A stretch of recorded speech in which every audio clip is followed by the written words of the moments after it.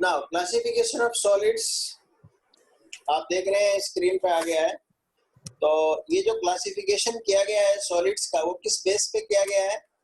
Arrangement of constituent particle. Constituent क्योंकि कोई भी सॉलिड होगा उसका कोई ना कोई कॉन्स्टिट्यूएंट पार्टिकल होगा। कॉन्स्टिट्यूएंट पार्टिकल आपका एटम भी हो सकता है, कॉन्स्टिट्यूएंट पार्टिकल आपका मॉलिक्यूल भी हो सकता है, कॉन्स्टिट्यूएंट पार्टिकल आपका आयन भी हो सकता है। ये सभी पार्टिकल्स में से कोई भी हो सकता है।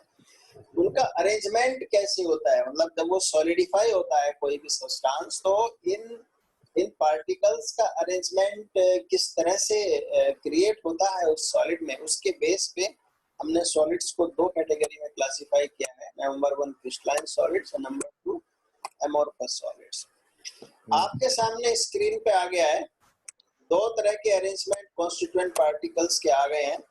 आप मेरे को जरा देख करके बताइए इनमें क्या डिफरेंस आप देख रहे हैं, क्या डिफरेंस? जो क्रिस्टलाइन है उसमें रेगुलर अरेंजमेंट है। और वन बाय वन बोलेगा। पहले आर्यन आप बोल लीजिए, फिर उसके बाद हर्ष आप बोलिए। आर्यन आप बोलिए। क्रिस्टलाइन सॉलिड दिख रहा है, उसमें जितने भी कंस्टिट्यूएंट पार्टिकल है वो मतलब कि एक फिक्स डिस्टेंस पे लोकेटेड है, उनका एक रेगुलर अरेंजमेंट है।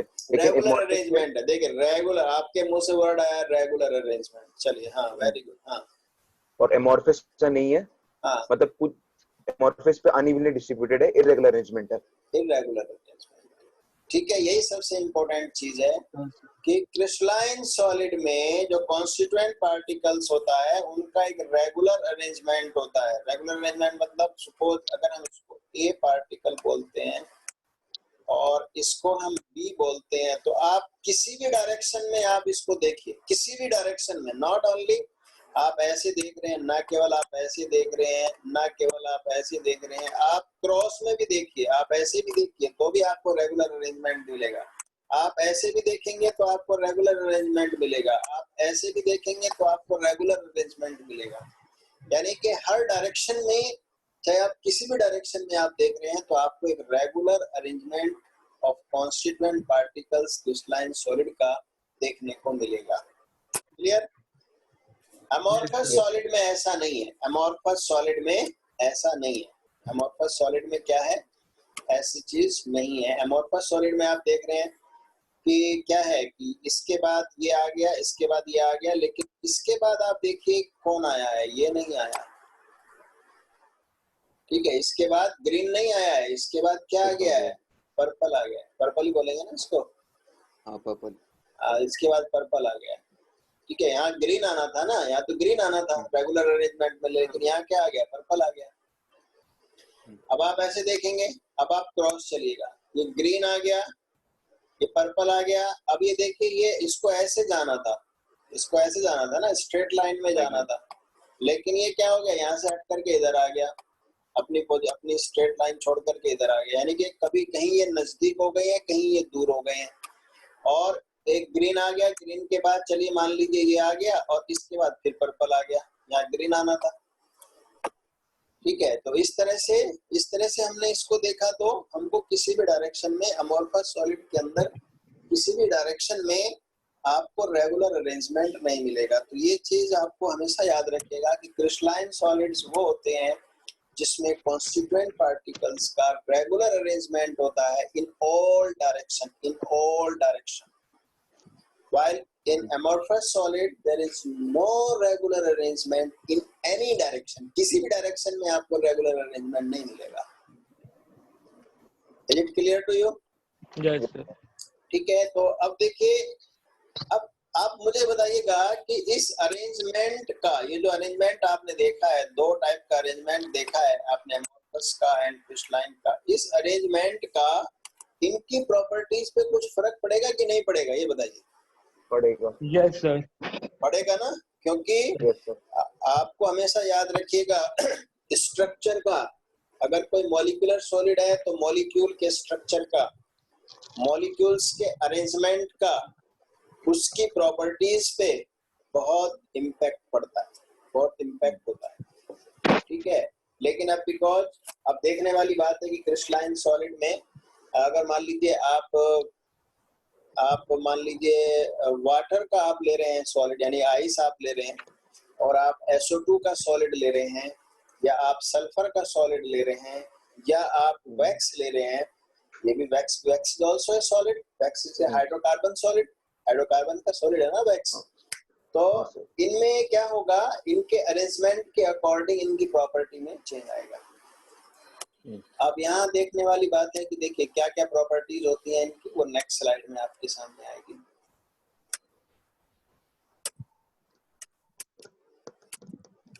आपके सामने आ गई properties of amorphous and crystalline solids, properties of amorphous and crystalline solids. ठीक है, अभी इसको थोड़ा सा चेंज कर देता हूं। ठीक है, तो यहाँ पर हमने 7 प्रॉपर्टीज में इन दोनों को, क्रिस्टलाइन सॉलिड का, एमोर्फस सॉलिड को हमने 7 प्रॉपर्टीज में इनको डिस्टिंग्विश किया है। 7 प्रॉपर्टीज हमने डिस्कस की है। शेप, सबसे पहला है शेप, इनकी डेफिनेट शेप होगी, इनकी इरेगुलर शेप होगी। इससे क्या मतलब है, इससे ये मतलब है कि अगर मान लीजिए इसके हमारे पास 10 क्रिस्टल हैं, क्रिस्टलाइन सॉलिड के 10 क्रिस्टल हैं और एमोर्फस सॉलिड के भी 10 क्रिस्टल हैं, तो इसके जो 10 क्रिस्टल हैं उन सब की जो शेप होगी सबकी सेम होगी। ठीक है, बात समझ आ रही है? और अगर आप इनके 10 क्रिस्टल आप इनकी देखेंगे, चेक करेंगे, ऑब्जर्व करेंगे, तो इनकी शेप सेम नहीं होगी। आप चीनी देखते हैं, चीनी देखते हैं ना आप? हाँ सर। चीनी क्या है? चीनी is a solid of glucose, sucrose, sorry glucose नहीं, सुक्रोज का सॉलिड है। क्लियर? आप चीनी के 10 क्रिस्टल उठाइए, चीनी के आप 10 क्रिस्टल उठाइए, आप 10 के 10 की आप शेप चेक करिए क्या होती है। आज इस चीज को देखना करके तो डिफरेंट होगी जरा है। अच्छा, आप होगी। ऑब्जर्व करिएगा और फिर मेरे को बताइएगा। ठीक है, सर फिर अगर डिफरेंट होगी तो वो एमोर्फस है, और अगर सेम होगी तो वो क्रिस्टलाइन है।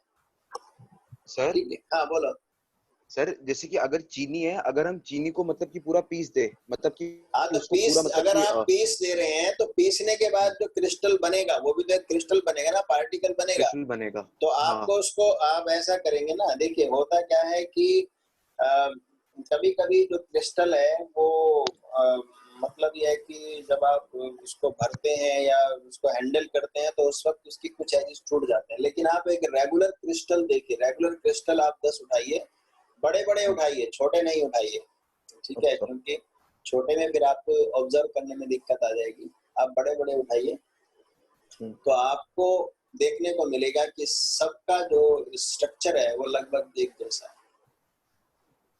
ऐसे आप अगर नमक के 10 क्रिस्टल उठाते हैं और उसको मैग्नीफाइंग ग्लास से एक बार देख लीजिए, मैग्नीफाइंग ग्लास यूज करके देख लीजिए, आप सॉल्ट के क्रिस्टल 10 क्रिस्टल को मैग्नीफाइंग ग्लास से आप देख लीजिए, सबकी शेप आपको एक जैसी मिलेगी। हाँ सर।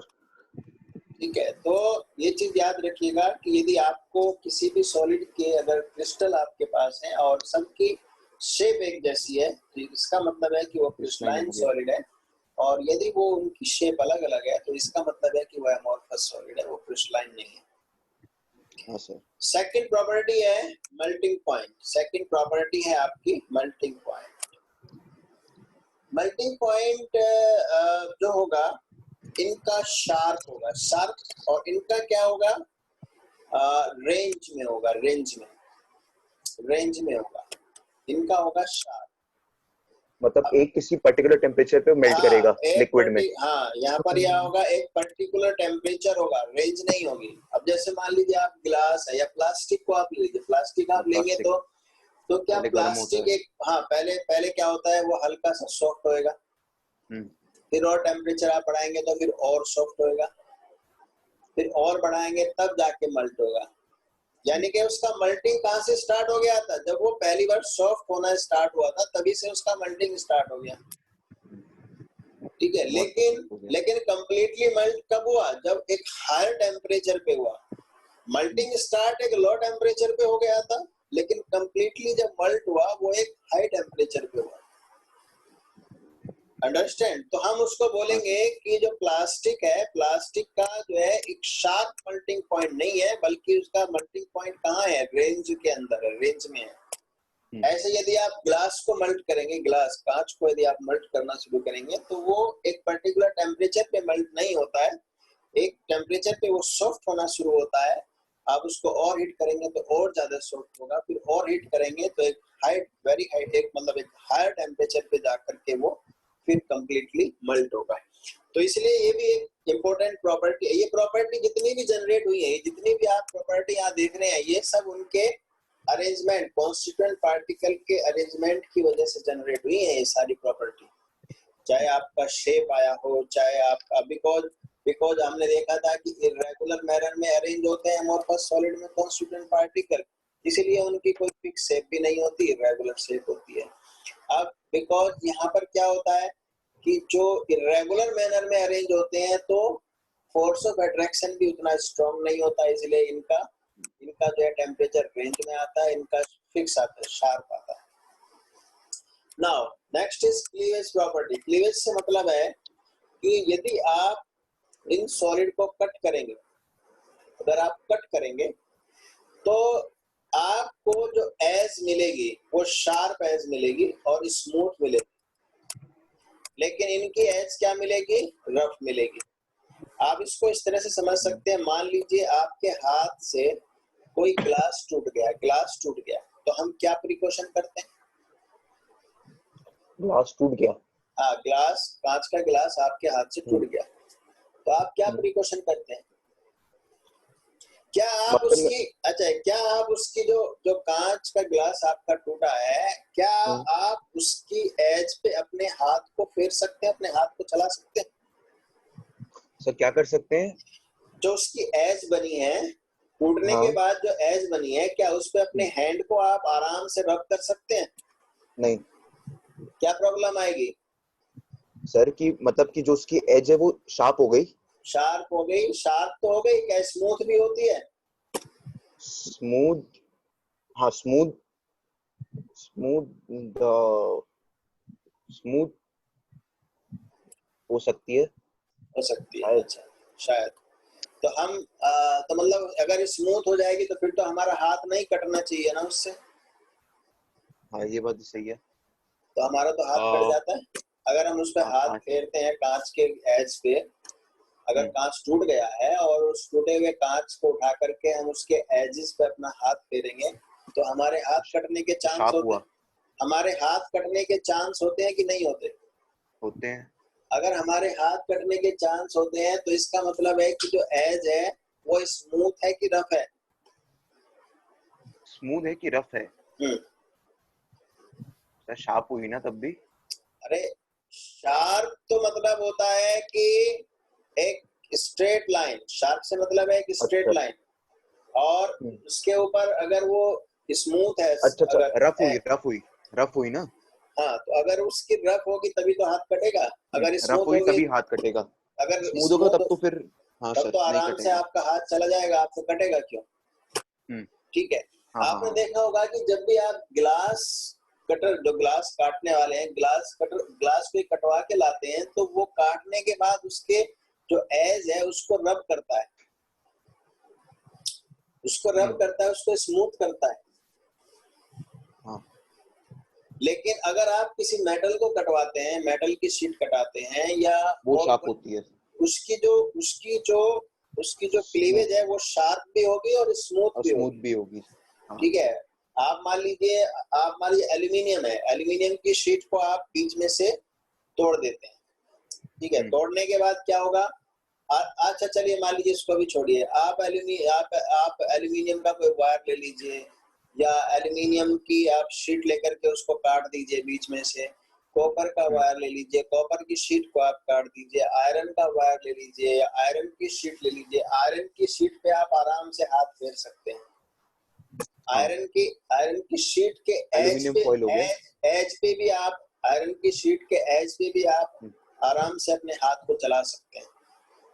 लेकिन हाँ सर, ग्लास के, एल्यूमिनियम अगर फॉइल जो हो गया। ग्लास आपका टूटा हुआ ग्लास है जिसको हमने स्मूथ नहीं किया है, उसकी एज पे यदि आप अपना हाथ चलाएंगे तो आपके हाथ कटने के चांस होते हैं, क्योंकि उसका जो एज है वो स्मूथ नहीं होती, रफ होती है। ठीक है, तो तो एमोर्फस सर बोलो। सर जो जैसे कि जो हम जिस ग्लास में पानी पीते हैं वो वो तो कांच हमने वाला जो बनाया ग्लास है, होता है, तो वो तो हमने बनाया है, उसको स्मूथ बनाया है।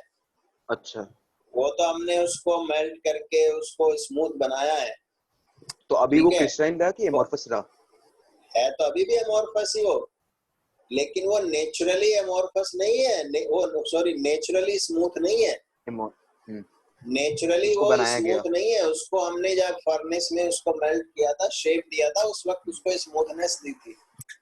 इसीलिए जब आप ग्लास कटर से, जो ग्लास काटने वाला होता है, उससे कभी आप ग्लास कटवाइएगा तो काटने के बाद उसके एज को स्मूथ करता है, आपको ऐसे ही नहीं काट के दे देता कि काट दिया और ले जाओ।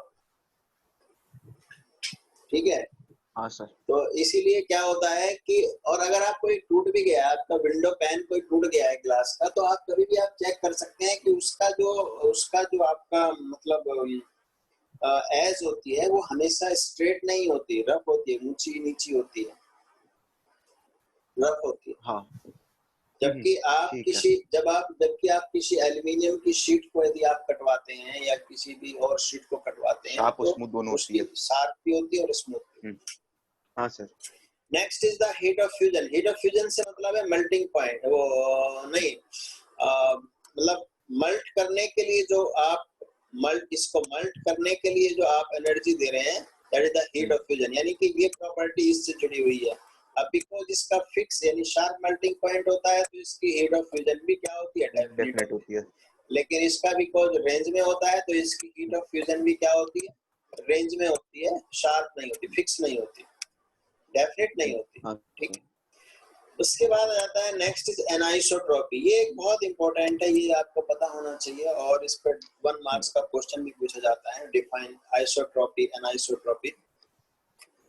आइसो एनाइसोट्रॉपी, एनाइसोट्रॉपी क्रिस्टलाइन जो होता है, they are the anisotropic in nature, और एमोर्फस जो होता है, they are the isotropic in nature. इसका मतलब क्या है, आइसोट्रॉपी और एनाइसोट्रॉपी से क्या मतलब है, ये थोड़ा सर समझ। इसका मतलब हो गया, सर बताइए, बोलूं?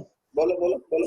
सर इसका मतलब होगा कि जब हम मतलब कि जो भी हमारा कंपाउंड है उसके अंदर जब हम उसकी कंस्टिट्यूएंट पार्टिकल को देखते हैं, तो जब उसका डायरेक्शन चेंज हो रहा है, जब हम मतलब कि कैसे बताऊं सर, बोलो जैसे कि बोलो। हमने NaCl ले लिया, तो NaCl के अंदर Na प्लस और Cl माइनस के आयंस होंगे, तो जब मैं मतलब कि Na प्लस से मैं Cl माइनस की तरफ जा रहा हूँ, तो जो उसकी फिजिकल प्रॉपर्टी वो चेंज हो रही है, उसकी जो फिजिकल प्रॉपर्टी वो चेंज हो रही है, Na प्लस से वो Cl माइनस बन रहा है, उसी तरह Cl माइनस से Na प्लस बन रहा है। तो मतलब कि कहने का ये मतलब है कि जब इसका डायरेक्शन चेंज हो रहा है तो इसकी फिजिकल प्रॉपर्टी भी चेंज हो रही है। हाँ, डायरेक्शन चेंज हो रहा है तो फिजिकल प्रॉपर्टी चेंज हो रही है, दैट इज इम्पोर्टेंट। और इसमें एमोर्फस में ऐसा नहीं होता। देखिए मैं आपको समझाता हूँ, मुझे ना ये स्लाइड बैक करनी पड़ेगी, तब मैं आपको समझाता हूँ, अब वेट करिए। हाँ, ये आ गई ना। देखिए अब आप देखिए, मैं अगर इस डायरेक्शन में चलता हूँ तो इस डायरेक्शन में मेरे को कौन से पार्टिकल मिल रहे हैं, सारे बड़े वाले ग्रीन मिल रहे हैं। ठीक है, मैं अगर इस डायरेक्शन में चेक करता हूँ तो इस डायरेक्शन में मुझे सारे ये पर्पल वाले छोटे मिल रहे हैं। ठीक है, मैं अगर इस डायरेक्शन में चलता हूँ तो मुझे 1 ग्रीन 1 और 1 पर्पल, 1 ग्रीन 1 पर्पल मिल रहा है। ठीक है, अब आप मुझे बताइएगा, क्या फिजिकल प्रॉपर्टी की वैल्यू इस डायरेक्शन में, इस सारे पर्पल है उस डायरेक्शन में, और एक ये थर्ड डायरेक्शन जिसमें एक पर्पल और एक ग्रीन है, क्या सेम होगी? नहीं सर, अलग अलग है। अलग अलग होगी, क्योंकि ये पार्टिकल यहाँ पर अलग अलग है। सारे ही रेगुलर अरेंजमेंट तो है, बट पार्टिकल तो अलग है ना। यहाँ भी रेगुलर अरेंजमेंट है, बट पार्टिकल तो अलग है ना। यहाँ भी रेगुलर अरेंजमेंट है, बट पार्टिकल्स तो अलग है ना। तो इस डायरेक्शन की फिजिकल प्रॉपर्टी, इस डायरेक्शन की फिजिकल प्रॉपर्टी और इस डायरेक्शन की फिजिकल प्रॉपर्टी, इन तीनों डायरेक्शन में जो फिजिकल प्रॉपर्टी की वैल्यू आप मेजर करेंगे वो अलग अलग होगी, ठीक है। हाँ सर। लेकिन एमोर्फस में क्या है कि जैसे कि ये अरेंजमेंट यहाँ से बनना शुरू हुआ लेकिन यहाँ पर खत्म हो गया, और फिर ये क्या हो गया, इस अरेंजमेंट की वजह से जो जनरेट होती है वो आगे क्या होगा, इक्वलाइज कर देती है। ये कुछ आपके आगे पर्पल आ जाएंगे तो इसकी प्रॉपर्टी को और ये इक्वलाइज कर देंगे। ऐसे ही इस डायरेक्शन में भी आपको रेगुलर नहीं है, फिक्स नहीं है, तो आगे ये इक्वलाइज हो जाएंगे। तो इस तरह से आप देखेंगे कि किसी भी डायरेक्शन में आपको जब आप फिजिकल प्रॉपर्टी की वैल्यू चेक करेंगे तो एमोर्फस सॉलिड में वो वैल्यू हर डायरेक्शन में सेम आ जाएगी, क्योंकि इसमें इसको बोलते हैं लॉन्ग रेंज ऑर्डर, क्योंकि जितना भी आप आगे चलते जाएंगे आपको यही ऑर्डर मिलेगा, इसमें भी आपको चलते जाएंगे तो यही ऑर्डर मिलेगा, आप इस चलते जाएंगे तो यही ऑर्डर आपको मिलेगा, चाहे कितने भी आप डिस्टेंस तक चले जाएं। तो इसको बोलते हैं लॉन्ग रेंज ऑर्डर, अभी वहां पर भी आ जाएगा। इसको बोलते हैं long range order solid, crystalline solid को हम बोलते हैं लॉन्ग रेंज ऑर्डर सॉलिड। और इसको हम बोलते हैं शॉर्ट रेंज। शॉर्ट रेंज में जैसे मान लीजिए एक अरेंजमेंट बनना शुरू हुआ लेकिन यहाँ ये अरेंजमेंट खत्म हो गया, ठीक है। यहाँ पर क्या हो गया, ये अरेंजमेंट आपका यहाँ पर बनना शुरू हुआ लेकिन इससे आगे ये अरेंजमेंट चल नहीं पाया और यहाँ पर ये खत्म हो गया, ठीक है। ऐसे ही यहाँ पर ये बनना शुरू हुआ, यहाँ तक बना लेकिन इससे आगे फिर ये खत्म हो गया। ऐसे ही किसी भी डायरेक्शन में आप चलेंगे तो आपको ये कोई अरेंजमेंट अगर बनने का कोशिश भी होता है तो वो एक बहुत लंबी डिस्टेंस तक नहीं जाता, आगे खत्म हो जाता है। तो इसलिए वो फिजिकल प्रॉपर्टी की वैल्यू भी जो होती है हर डायरेक्शन में आपको एक जैसी मिलती है, क्योंकि किसी भी डायरेक्शन में कोई रेगुलर अरेंजमेंट यहाँ पर नहीं है, ठीक है। इसलिए हर डायरेक्शन में जो फिजिकल प्रॉपर्टी की वैल्यू आप देखेंगे वो यहाँ पर आप सेम देखेंगे। तो इसी चीज को हमने वहां पर नोट किया है। सर बोलो। मैं 1 मिनट पानी पी के आऊं, मैं आ जाइए, पानी लेकर के बैठा करो। जी हर्ष, आपको बात क्लियर हुई जो मैं बता रहा हूँ? Yes sir. आपको कोई डाउट है यहाँ तक तो पूछिए, मैं पिछली स्लाइड में खोल देता हूँ। यहाँ पे कोई डाउट है आपको? हेलो। हैं, बोलो। नो सर, क्लियर है। अच्छा चलिए सर यहाँ तक क्लियर है सर। अच्छा, उसके बाद यहाँ हमने जो प्रॉपर्टी की है वो प्रॉपर्टी देखिए, हम एनाइसोट्रॉपी की हम बात कर रहे थे, तो हमने यहाँ पर भी देखो लिखा है कि crystalline solids are anisotropic in nature, क्योंकि हर डायरेक्शन में जो अरेंजमेंट है वो रेगुलर तो है बट वो सेम नहीं है। हर डायरेक्शन में क्रिस्टलाइन के अंदर हर डायरेक्शन में एक रेगुलर अरेंजमेंट तो है बट वो सेम नहीं है। ये चीज आप इस चीज को समझिए, इस चीज को, वो सेम नहीं है। हाँ सर।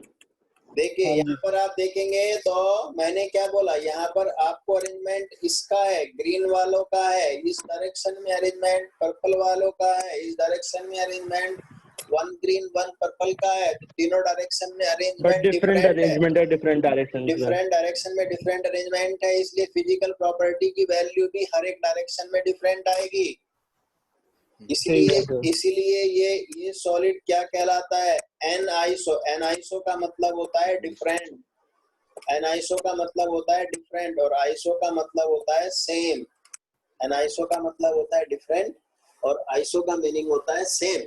इसलिए क्रिस्टलाइन सॉलिड में आपकी जो वैल्यू आएगी वो सेम डिफरेंट आएगी हर डायरेक्शन में, लेकिन एमोर्फस में बिकॉज किसी भी डायरेक्शन में एक अरेंजमेंट नहीं होता, लंबा अरेंजमेंट, रेगुलर अरेंजमेंट नहीं होता, इसलिए वो नलिफाई हो जाती है। प्रॉपर्टीज हर डायरेक्शन की एक दूसरे को नलिफाई कर देती है, तो आपको सेम मिलेगा, फिजिकल प्रॉपर्टी की जो वैल्यू मिलेंगी वो सेम मिलेंगी। तो इसलिए हमने यहाँ क्या लिखा है, आइसोट्रॉपिक। आइसो का मीनिंग होता है सेम। नेचर, बाय नेचर इनको ट्रू सॉलिड्स कहा जाता है। ट्रू सॉलिड्स, ट्रू जो क्रिस्टलाइन सॉलिड है इन्हीं को हम ट्रू सॉलिड कहते हैं, लेकिन जो आपके ये हैं सुडो, इनको हम सुडो सॉलिड्स या सुपर कूल्ड लिक्विड्स कहते हैं। इनको क्या कहते हैं, सुपर कूल्ड लिक्विड्स। इसलिए इनके पास क्या होती है, एबिलिटी टू फ्लो होती है। इनके पास क्या होती है, एबिलिटी टू इनके फ्लो। पास क्या होती है, एबिलिटी टू, यहाँ पर मैं लिख देता हूँ, इनके पास क्या होती है, एबिलिटी टू फ्लो होती है। किनके पास होती है ability to flow? Ability amorphous. To flow किसके पास होती है? एमॉर्फस के पास होती है, क्रिस्टलाइन के पास नहीं होती है। अगर मान लीजिए कोई विंडो पेन आज आपने लगाया है और 10 साल बाद उस विंडो पेन को आप चेक करेंगे, नीचे से चौड़ा हो जाता है, नीचे से मोटा हो जाता है, ऊपर से पतला हो जाता है। 10 साल, ऐसा नहीं है कि क्योंकि 1 साल में हो जाएगा, 10 साल 10-12 साल, मतलब काफी लॉन्ग समय लगेगा। इसलिए हमने क्या बोला है, जो सुडो सॉलिड्स या सुपर कूल्ड, हमने कूल्ड भी नहीं लिखा, क्या लिखा है, super cooled liquid. Super cooled liquid है, इसलिए इसका जो फ्लो रेट है वो बहुत ही very very very very small है, वेरी वेरी वेरी स्मॉल इसका फ्लो रेट है। इसलिए अगर मान लीजिए आज आपने विंडो पैन लगाया और आप उसकी देखना चाहते हैं कि भाई कितना फ्लो हुआ है, तो आपको 10 साल कम से कम वेट करना पड़ेगा, तब जाकर के आपको पता देखने को मिलेगा कि नीचे से वो थोड़ा मोटा हो गया है और ऊपर से वो थोड़ा पतला हो गया, पतला हो गया। चौड़ाई कम हो गई है। हाँ, ठीक है। और एक चीज और है कि हर सॉलिड, हर एक सॉलिड, बेशक आज वो एमॉर्फस है, बेशक आज वो एमॉर्फस है, try to become crystalline, try to become crystalline. इसलिए अगर मैंने आज विंडो पैन लगाया है, विंडो पैन आज बिल्कुल ट्रांसपेरेंट है, लेकिन अगर आप उसको 100 साल 200 साल के बाद यदि आप उस विंडो पैन को देखेंगे तो वो आपको ट्रांसपेरेंसी बहुत कम मिलेगी, उसमें वो ओपेक हो जाएगा, थोड़ा ओपेक हो जाएगा। हाँ, वो ओपेक हो जाएगा, उसकी ट्रांसपेरेंसी कम हो जाएगी। वो इसलिए क्योंकि ये जो आपने लगाया है विंडो पैन, अभी तो ये बिल्कुल एमोर्फस सॉलिड की तरह से बिहेव कर रहा है, लेकिन इसके पार्टिकल्स बिकॉज बहुत स्लो रेट से मूव कर रहे हैं, तो वो अपने आप को एक रेगुलर अरेंजमेंट की तरफ ले जाने की कोशिश कर रहे हैं, और बिकॉज वो रेगुलर अरेंजमेंट की तरफ ले जाने की कोशिश कर रहे हैं, तो ये ग्लास जो है एमोर्फस से क्रिस्टलाइन की तरफ चेंज होने की कोशिश कर रहा है, क्योंकि जब वो क्रिस्टलाइन नेचर को थोड़ा अचीव कर लेता है तब उसकी जो ट्रांसपेरेंसी है वो खत्म हो जाती है। सर, हाँ बोलो। सर ये जो चीज होती है, जैसे कि वो विंडो का जो नीचे वाला पार्ट होता है वो ज्यादा वाइड हो जाता है, तो इसका मतलब ये हीट की वजह से होता है ना? हीट की वजह से नहीं है, क्या फ्लो, फ्लो सुपर अपने कोल्ड लिक्विड अच्छा, लिखा है ना, हमने क्या हाँ लिखा सर, है हाँ यहाँ पर, सुपर कोल्ड लिक्विड लिखा है, super cold liquid. Yes, sir. Super cold liquid, liquid का प्रॉपर्टी क्या होती है, टू फ्लो। लिक्विड की क्या प्रॉपर्टी होती है, to flow. Flow, Flow. To flow होती है। लिक्विड की प्रॉपर्टी होती है टू फ्लो, इसलिए हमने इसको क्या लिखा है, सुपर कोल्ड लिक्विड लिखा है। किसको लिखा हाँ, है, अमोर्फस सॉलिड को, क्योंकि इनके पास फ्लो करने की एबिलिटी होती है, लेकिन इनका जो फ्लो रेट होता है दैट इज द वेरी बहुत वेरी धीरे वेरी होता है। Small, very very very Yes, small sir. होता है। इसीलिए आपको बहुत वेट करना पड़ेगा अगर आपको ये चेक करना है कि नीचे का विंडो पेन कितना वाइड हो गया है। ठीक है, उसके बाद नेक्स्ट प्रॉपर्टी है आपकी, that is order of arrangement. इसमें लॉन्ग रेंज ऑर्डर होता है और इनमें शॉर्ट रेंज होता है, ये मैंने अभी आपको डिस्कस किया था। तो क्रिस्टलाइन में आप किसी भी डायरेक्शन में चलेंगे तो आपको एक जो पर्टिकुलर अरेंजमेंट है वो आप कितनी भी लेंथ तक आप चेक कर लेंगे वो वही ऑर्डर आपको मिलेगा। लेकिन बिकॉज अमोर्फस सॉलिड में हमने आपको बताया था कि अगर कोई ऑर्डर जनरेट होने की भी कोशिश करता है तो बहुत स्मॉल डिस्टेंस तक ही रह पाता है, आगे चल करके वो क्या हो जाता है, वो ऑर्डर खत्म हो जाता है, वो ऑर्डर आपका खत्म हो जाता है। तो इस तरह से यहाँ पर आपका long range and short range का कंसेप्ट आपको समझ में आ गया। हाँ सर। Yes, sir. चलिए अब हम आगे चलते हैं और देखते हैं अब आगे हमने क्या है। मैंने कुछ जो टर्म्स यहाँ पर आई हैं उनको मैंने डिस्कस किया है। देखिए हमारे यहाँ पर पहली टर्म्स जो एनाइसोट्रॉपी आई थी, एनाइसोट्रॉपी को मैं यहाँ पर आपके सामने डिस्कस कर रहा हूँ। When physical properties like electrical resistance, refractive index show different values in different direction, then such solids are called anisotropic in nature। और जितने भी क्रिस्टलाइन सॉलिड हैं वो सब एनाइसोट्रॉपिक होते हैं, क्योंकि हमने आपको बताया कि हर डायरेक्शन में जो पार्टिकल्स का अरेंजमेंट रेगुलर तो होता है, बट वो पार्टिकल्स डिफरेंट होते हैं, ठीक है। हाँ सर। आइसोट्रॉपी में हमने क्या लिखा है, isotropy when physical properties have same value in all direction, same value in all direction. क्यों आई same value in all direction? Because किसी भी डायरेक्शन में कोई रेगुलर अरेंजमेंट नहीं है, इसलिए वो फिजिकल प्रॉपर्टी की वैल्यू हर डायरेक्शन में आपकी सेम आ रही है। And such solids are called isotropic in nature, जिसको अमोर्फस सॉलिड्स कहते हैं। अमोर्फस सॉलिड्स के एग्जांपल भी नीचे आ जाएंगे अभी। उसके बाद लॉन्ग रेंज ऑर्डर की डेफिनेशन मैंने लिखी है, when substance has a regular arrangement of atom over a long distance. तो लॉन्ग रेंज ऑर्डर आपको कहाँ देखने को मिलेगा? क्रिस्टलाइन में मिलेगा, क्योंकि हर डायरेक्शन में एक रेगुलर अरेंजमेंट है, that is also over a long distance. Short range में रेगुलर अरेंजमेंट है, लेकिन कहाँ है? शॉर्ट डिस्टेंस के लिए है, इसलिए such substance is called short and amorphous solids. Example of amorphous solids है पॉलीमर्स। चाहे कोई भी पॉलीमर आप लेंगे वो अमोर्फस सॉलिड होता है। कोई पॉलीमर आपका क्रिस्टलाइन होता है। पॉलीमर में कौन आ जाता है? आपका रबर आ जाता है, आपका प्लास्टिक आ जाता है, आपकी पॉलीथीन आ जाती है, ठीक है। ये सब आपके क्या है? आपके अमोर्फस हैं। प्लास्टिक आता है, ग्लास।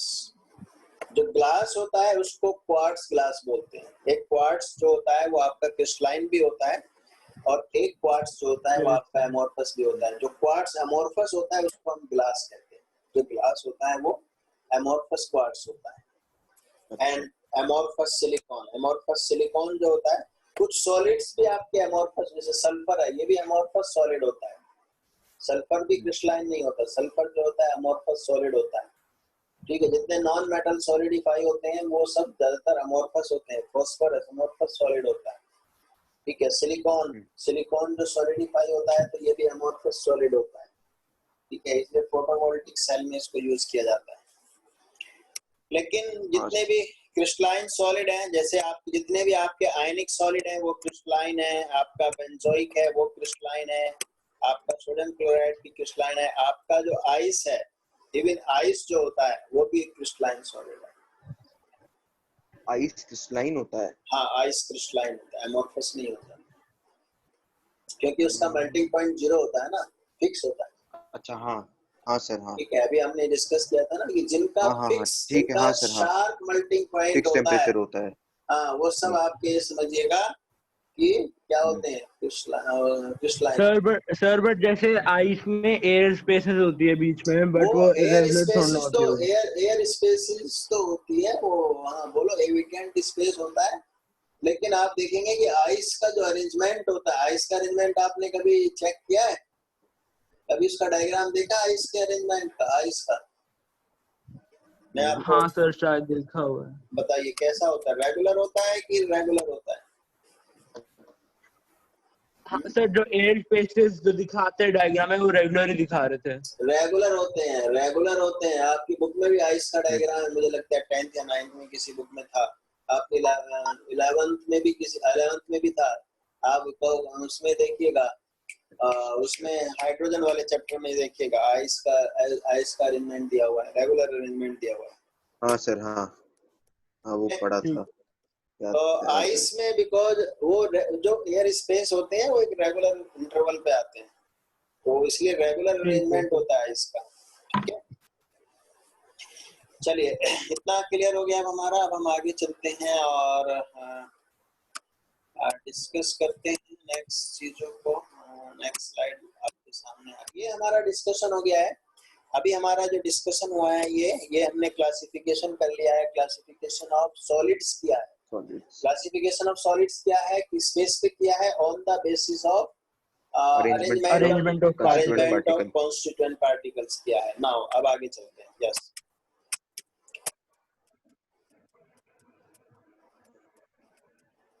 यस, क्लासिफिकेशन अब आपके सामने आ गया है। Classification of crystalline solids, classification of crystalline solid. अब हम किसका क्लासिफिकेशन कर रहे हैं? क्रिस्टलाइन सॉलिड का कर रहे हैं, अमोर्फस का नहीं कर रहे हैं। अब जो क्रिस्टलाइन सॉलिड्स का हम क्लासिफिकेशन करते हैं वो इंटरमॉलिक्यूलर फोर्सेस के बेस पे कर रहे हैं। तो क्रिस्टलाइन सॉलिड्स का हम क्लासिफिकेशन कर रहे हैं, that is doing on the basis of intermolecular forces. And intermolecular forces में सबसे पहला आप देखेंगे तो it is the non polar molecular solids. नाम से कुछ आइडिया हुआ आपको? Non polar molecular solids. हाँ बोलो। अच्छा, dipole induced dipole forces. Dipole क्यों होगा? डाइपोल हो गया तो पोलर हो जाएगा। एक सेकेंड, हाँ सर, हाँ, हाँ, नॉन पोलर मॉलिक्यूलर सॉलिड। यानी हाँ वेंडरवॉल सोचेगा, यानी कि जो नॉन पोलर मॉलिक्यूल है वही इस तरह का सॉलिड बनाएंगे। जैसे कि मान लीजिए CO2 है, CO2 पोलर होता है कि नॉन पोलर होता है, जरा बताइए। क्या CO2 पोलर होता है कि नॉन पोलर? हाँ नॉन पोलर। हाँ जी, नॉन आर्यन पोलर। आर्यन बताइए, CO2 पोलर है कि नॉन पोलर है? पोलर। पोलर। पोलर होता है नेट डाइपोल पोलर। जीरो। आप हर साहब बताइए, ये पोलर है कि नॉन पोलर है? सर पोलर है बट नेट डाइपोल मोमेंट तो जीरो होता है। अब अगर नेट डाइपोल मोमेंट जीरो हो गया तो हम उसको पोलर बोलेंगे कि नॉन पोलर बोलेंगे? Non polar. तो नॉन पोलर हुआ ना। फिर आपको बताया तो था कि आपको शायद हरर केस में भी बताया था ये हमने कि आप चेक कर लीजिए, यदि नेट डाइपोल मोमेंट जीरो है तो वो नॉन पोलर है। तो CO2 is a non polar. हाँ सर, हाँ। अगर आप ड्राई आइस बनाएंगे, ड्राई आइस समझते हैं ना, सॉलिड CO2। हाँ सर, यस हाँ। सर। अब ड्राई आइस आपने बना दिया तो ड्राई आइस जो होगा वो किस टाइप का सॉलिड होगा?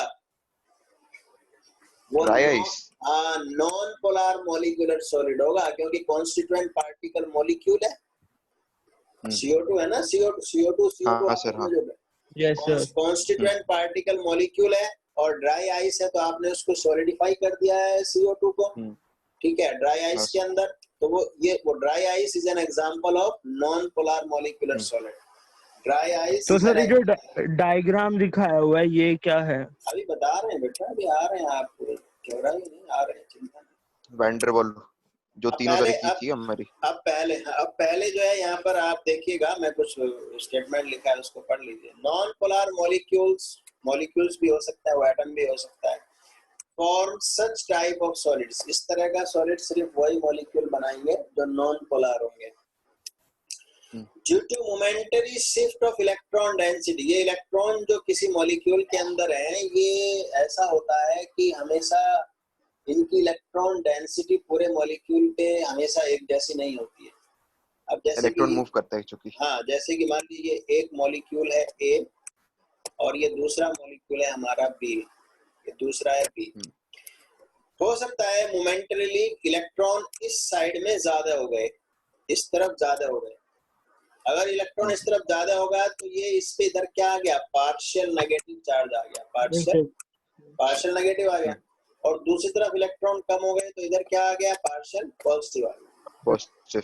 ठीक है, लेकिन ये हाँ सुन लीजिए, ये आप सुन लीजिए इस चीज को। लेकिन ये जो इलेक्ट्रॉन डेंसिटी है, ऐसा नहीं है कि ये इलेक्ट्रॉन हमेशा इतनी सारी अमाउंट में इधर ही रहेंगे, हमेशा नहीं रहेंगे।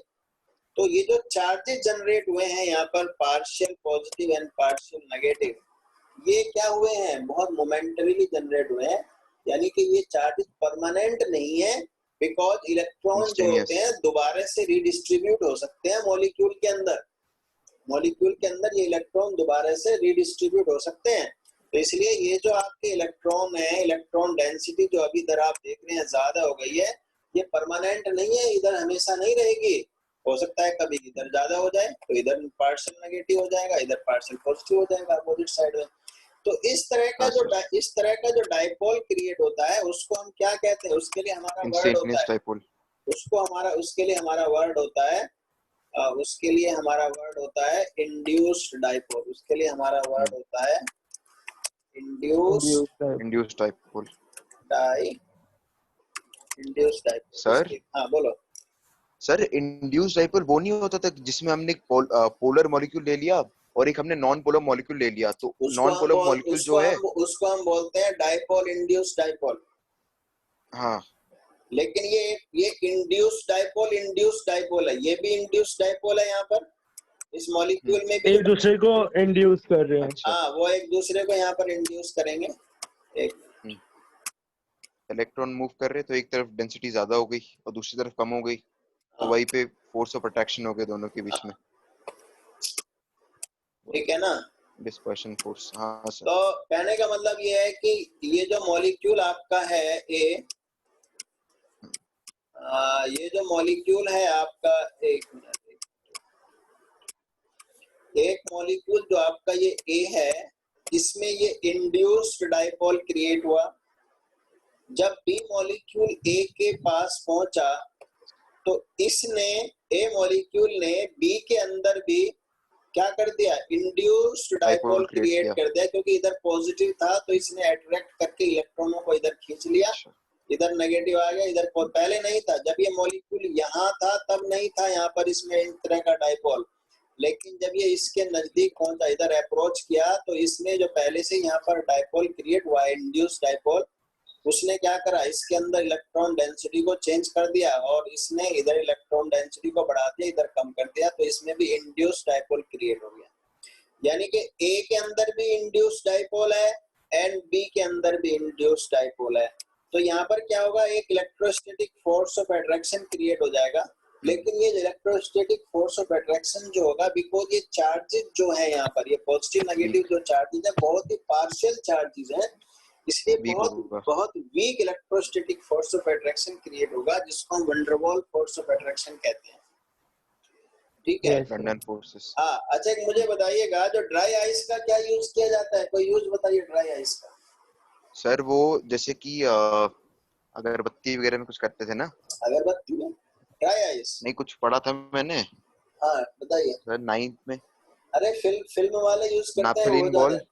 अरे छोड़िए, नेफ्थलीन बॉल कहाँ जा रहा है, ये जो फिल्म इंडस्ट्री वाले, फिल्म बनाने वाले बहुत यूज करते हैं इसका,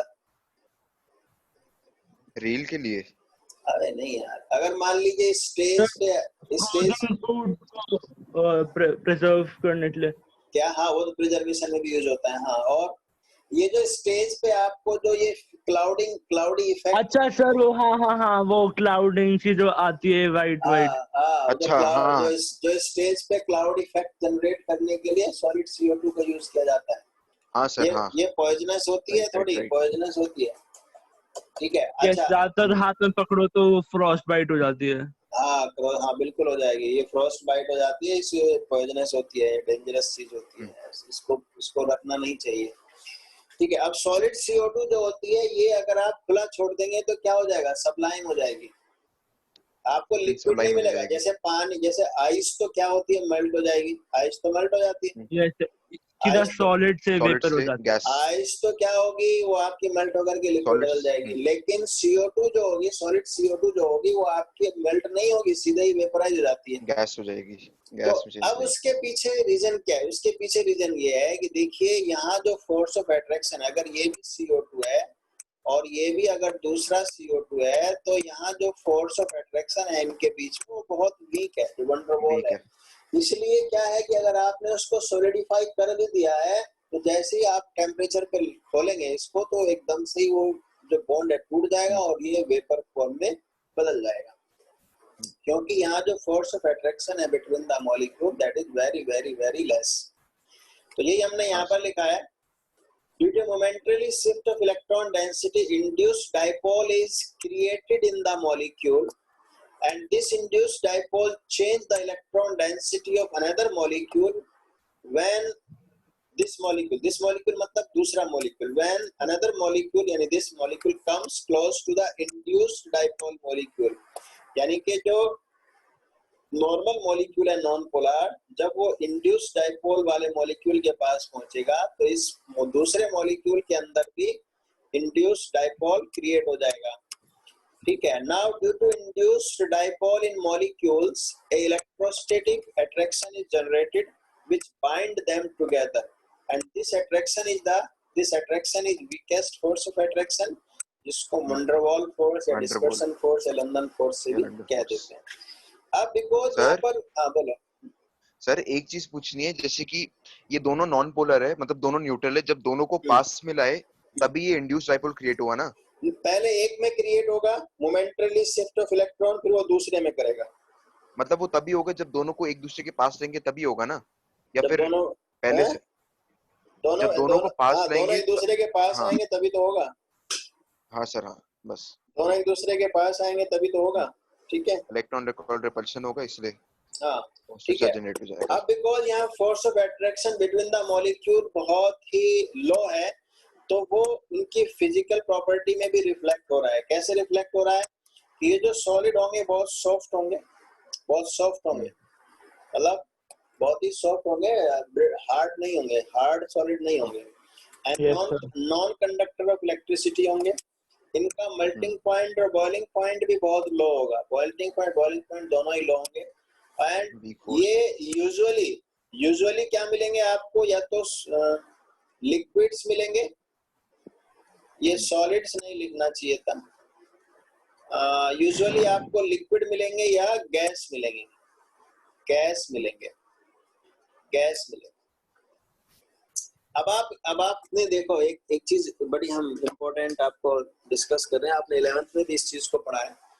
मीथेन क्या होती है रूम टेम्परेचर पे? मीथेन क्या होती है रूम टेम्परेचर पे? yes. गैस होती है। इथेन क्या गैस। होती है? इथेन हाँ, ब्यूटेन तक तो गैस ही होती है ना, ब्यूटेन तक मेरे गैस ख्याल होती है, ब्यूटेन तक गैस होती है। हाँ, और हाँ। आपका लिक्विड कहाँ से स्टार्ट होता है? पेंटेन से, हम्म ठीक है। यानी कि C4 तक तो आपके सब क्या है? गैसेज हैं, हम्म ठीक है। C4H8, C4H10, ब्यूटेन हो गया C4H10। हम्म ब्यूटेन का मॉलिक्यूलर मोलर मास कितना हो गया ब्यूटेन का, बताइए? C4H10 C4H10 ना 10 हाँ, 58 ना 58 कितना हो गया? 58 हाँ 58 हो गया, ठीक है। 58, ठीक है ना, 58 हो गया। हाँ, हाँ, sir. 12 into 4 C4H8 है, 48 और 10 हाँ 48 plus 10 58 58 हो गया। 58 इसका मॉलिक्यूलर मास हो गया। और वाटर का कितना होता है? 18 18 18, ठीक है। अब वाटर रूम टेम्परेचर पे क्या होता है? Liquid. वाटर तो लिक्विड ही होता है। और ब्यूटेन रूम टेम्परेचर पे क्या होता है? Yes. गैस। गैस। अब देखिए, यानी कि ब्यूटेन जो है वाटर से एक बड़ा मॉलिक्यूल भी है, हैवी भी है, लेकिन रूम टेम्परेचर पे वो क्या है? गैस है। गैस है। क्योंकि दोनों के बॉन्ड्स डिफरेंट हाँ, क्योंकि यहाँ पर मॉलिक्यूल्स के बीच में जो inter molecular force of attraction है वो डिफरेंट है। क्योंकि Yes. ब्यूटेन जो है वो एक नॉन पोलर मॉलिक्यूल होता है, ब्यूटेन जो होता है वो हाँ। नॉन पोलर मॉलिक्यूल होता है। Non polar. तो इसलिए ब्यूटेन और ब्यूटेन के बीच में जो फोर्स ऑफ अट्रैक्शन होगा वो कौन सा होगा? वंडरवॉल होगा, वंडरवॉल। ठीक है। वंडरवॉल वीक होता है, इसलिए रूम टेम्परेचर पे गैस है, क्योंकि उसका जो बॉइलिंग पॉइंट होता है, बॉइलिंग पॉइंट क्या है? 0 से भी कम है। बॉइलिंग पॉइंट ब्यूटेन का आपका तभी 25 तो गैस डिग्री। है। हाँ, तभी तो गैस है। हाँ उसका जो बॉइलिंग पॉइंट है वो हमारे रूम टेम्परेचर से भी कम है, जबकि पानी का बॉइलिंग पॉइंट होता है 100 डिग्री, ठीक है। तो ये चीज समझिएगा। इसीलिए हमने क्या लिखा है कि यूजुअली ये जो सॉलिड होंगे ये रूम टेम्परेचर पे जब आप चेक करेंगे तो यूजुअली ये आपको लिक्विड मिलेंगे या सॉलिड मिलेंगे। अगर आप हाइड्रोकार्बन यानी आप वैक्स को देखते हैं, वैक्स पता है कहाँ से स्टार्ट होता है? C20 से स्टार्ट होता है, C18 के बाद स्टार्ट होता है, सॉरी C18, यानी कि 18 कार्बन के बाद, यानी C19 वाला जाकर के, यानी C19 C20 जाकर के वैक्स बनाता है, जो मोमबत्ती का मोम होता है। हाँ सर। ठीक है, तो ये चीज है। पहला सॉलिड समझ में आया, molecular solid, non polar molecular solid समझ आ गया, Yes, ठीक है। हाँ ये सर। आपको एग्जांपल ही मैंने लिख दिया है ना। अब आगे चलते हैं, नेक्स्ट टाइप ऑफ सॉलिड पे हम चलते हैं। ये non polar molecular solid, actually यहाँ पर क्या है ना, ये लिखना हम भूल गए, वो आपको 4 कैटेगरी हैं ये जो सॉलिड्स हमने क्लासिक, मैं यहाँ बता देता हूँ, 1 मिनट वेट करिए, मैं यहाँ पर लिखता हूँ। ये जो हमने सॉलिड्स को क्लासिफाई किया है ना 4 टाइप्स में, 4 टाइप्स कौन से हैं मैं यहाँ पर आपको लिखता हूँ। 4 टाइप्स हैं आपके। पहला है आपका molecular solid, metallic solid, molecular solid है। फिर दूसरा है आपका आयनिक सॉलिड, एंड थर्ड है आपका मेटालिक सॉलिड, और फोर्थ है आपका कोवलेंट नेटवर्क, ठीक है। तो अभी अभी हमने जो ये नॉन पोलर मॉलिक्यूलर सॉलिड पढ़ा है, ये इस मॉलिक्यूलर सॉलिड का पार्ट है। ये किसका पार्ट है? इस वाले मॉलिक्यूलर सॉलिड का पार्ट है ये। इसके मॉलिक्यूलर सॉलिड्स भी आपके 3 टाइप के होते हैं, जिसमें से एक नॉन पोलर हो गया, एक आपका होता है पोलर, एक होगा आपका पोलर। ये नेक्स्ट स्लाइड में हम इसको ठीक कर देंगे, नेक्स्ट क्लास में स्लाइड को। एक होता है नॉन पोलर एंड तीसरा होता है आपका hydrogen bonded, H bonded, hydrogen bonding, hydrogen bonded solid, hydrogen bonded. तो मॉलिक्यूलर सॉलिड्स को हमने 3 कैटेगरी में क्लासिफाई किया है, 3 कैटेगरी में क्लासिफाई किया है, non polar molecular solid, polar molecular solid and hydrogen bonded solid. ठीक है? हाँ सर, बात क्लियर हुई? ये हम ठीक कर देंगे स्लाइड को। तो ये जो पहला हमने अभी डिस्कस किया था नॉन पोलर मॉलिक्यूलर सॉलिड, ये मॉलिक्यूलर सॉलिड का पार्ट है। ठीक है? उसके बाद नेक्स्ट स्लाइड हमारी आ जाती है, नेक्स्ट स्लाइड हमारी आ जाती है दैट इज द ये आ गया पोलर मॉलिक्यूलर सॉलिड। ये थोड़ा राइटिंग गलत होगी, इसको ठीक कर देंगे। ये आ जाता है आपका, यहाँ पर है ना, कौन सा जाता है? Polar molecular solids, polar molecular solids. अब हाइड्रोजन बॉन्डिंग, हाँ नहीं, हाइड्रोजन बॉन्ड आगे आएगा। Such type of solids are found by molecules having permanent dipole. अच्छा, अब बात समझ आ गया ना? ये सॉलिड वो बनाएंगे जिनके पास परमानेंट डाइपोल होता है, यानी कि ये जो डाइपोल आप देख रहे हैं, ये प्लस माइनस, ये इंड्यूस्ड नहीं है, मॉलिक्यूल में हमेशा प्रेजेंट रहता है। ये मोमेंटरीली शिफ्ट नहीं हुआ है, यहाँ पर मॉलिक्यूल के अंदर पहले से ही रहता है, हमेशा ही रहता है, हाँ पहले से ही रहता है। तो अब इनके बीच में जो इंटरमॉलिक्यूलर फोर्स ऑफ अट्रैक्शन होगा वो कौन सा होगा? Dipole dipole. कौन सा होगा? Dipole dipole. और डाइपोल डाइपोल क्या होता है? वंडर वॉल से स्ट्रॉन्ग होता है। तो ये चीज इनकी प्रॉपर्टी में भी रिफ्लेक्ट होती है। हालांकि ये भी सॉफ्ट होते हैं, नॉन कंडक्टर ऑफ इलेक्ट्रिसिटी होते हैं सॉलिड स्टेट में, लेकिन कुछ ऐसे भी हैं जो कंडक्टिंग हो जाते हैं। जब आप पानी में उसको मिलाते हैं तो ये कंडक्टिंग भी हो सकते हैं। Very low melting and boiling point पर लेकिन यूजुअली लिक्विड्स एंड गैसेस, लेकिन इनका जो melting point and boiling point होगा वो नॉन पोलर वालों से ज्यादा होगा। मेल्टिंग पॉइंट और बॉइलिंग पॉइंट नॉन पोलर वाले से ज्यादा होगा। हाँ वो तो हाँ सर, वो तो ठीक है, ठीक है ना, क्योंकि इनका हाँ सर, हाँ, क्योंकि इनका जो इंटरमॉलिक्यूलर फोर्स ऑफ अट्रैक्शन है वो उनसे ज्यादा स्ट्रॉन्ग है, ज्यादा स्ट्रॉन्ग है।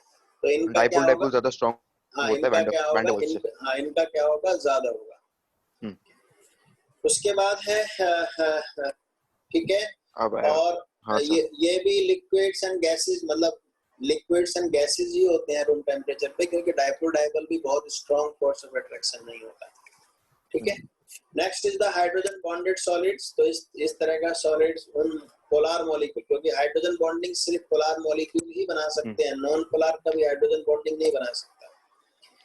Having ability to form hydrogen bonds, हमने 11th में भी आपको बताया था कि जब डाइपोल डाइपोल थोड़ा ज्यादा स्ट्रॉन्ग हो जाता है, जब डाइपोल डाइपोल थोड़ा ज्यादा स्ट्रॉन्ग हो जाता है, तब हम उसको हाइड्रोजन बॉन्ड का नाम देते हैं।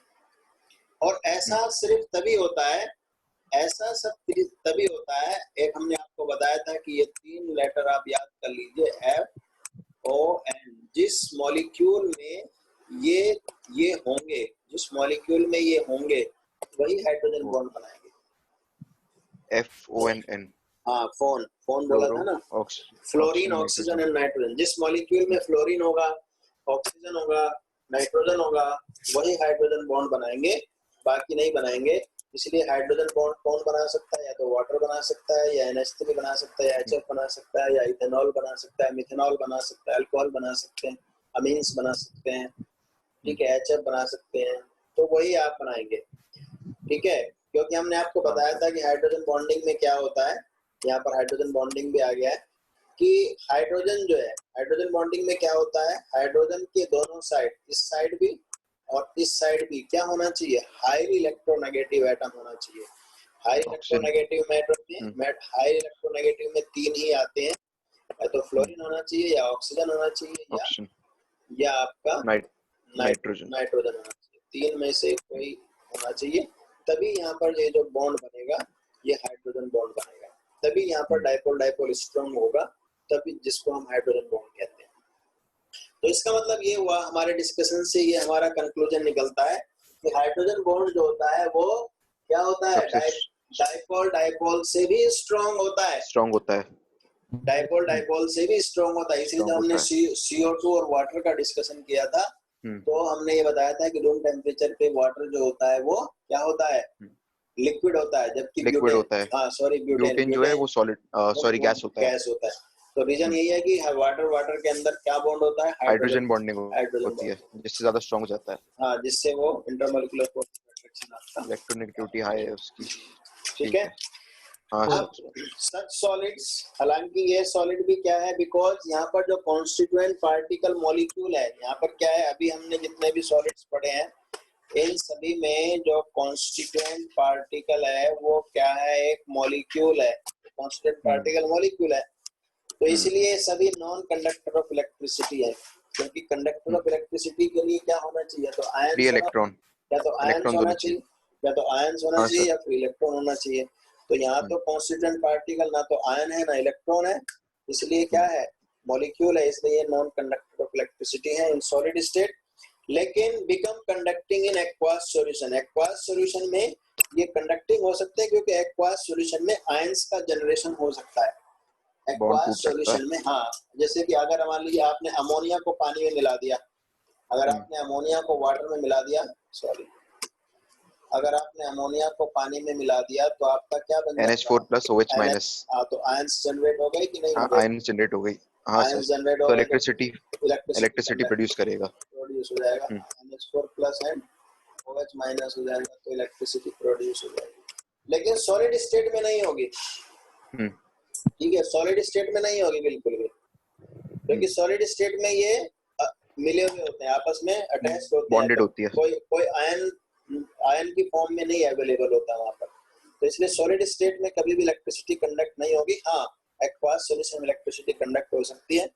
और ये क्या है, वोलेटाइल, ये क्या है आपके, ये आपके वोलेटाइल सॉलिड्स होते हैं, या और सॉफ्ट सॉलिड होते हैं, ये भी सॉफ्ट होते हैं, वोलेटाइल होते हैं, हालांकि वो आइस तो हार्ड होता है, लेकिन इनकी ये उतने हार्ड नहीं होते जितने हार्ड मेटल होते हैं, जितने हार्ड मेटल होते हैं उतने हार्ड नहीं होते, इसलिए हम इनको सॉफ्ट लिखा है, ठीक है।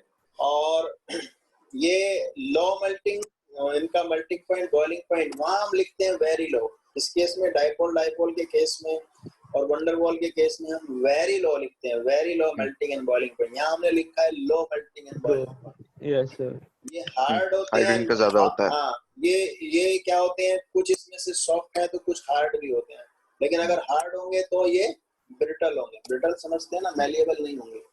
अगर आप इन पे चोट मारेंगे तो ये टूट जाएंगे, फ्लैट नहीं होंगे, इसलिए ब्रिटल होते हैं, ठीक है। तो मेल्टिंग पॉइंट, बॉइलिंग पॉइंट लो होता है, और हार्ड एंड ब्रिटल होते हैं। तो मैंने आज यहाँ तक आपको करा दिया है, मैंने मॉलिक्यूलर सॉलिड्स को डिस्कस कर दिया है। नाउ अब आपके यहाँ पर कौन कौन बच गया है, आयनिक solid, covalent solid, metallic solid, ionic, metallic and covalent network. ये हम नेक्स्ट क्लास में करेंगे।